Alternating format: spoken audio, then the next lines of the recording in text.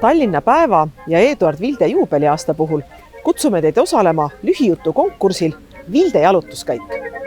Mis oleks, kui Eduard Vilde sattuks Tallinnasse praegu, 21. sajandil?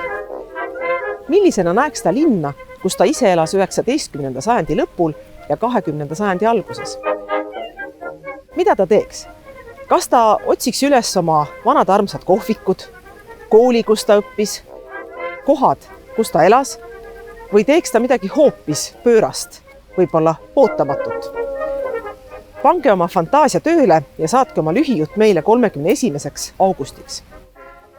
Täpsemad osalemistingimused ja paigad, kus Vilde armastas viibida, leiate aadressilt www.kirjanduskeskus.ee.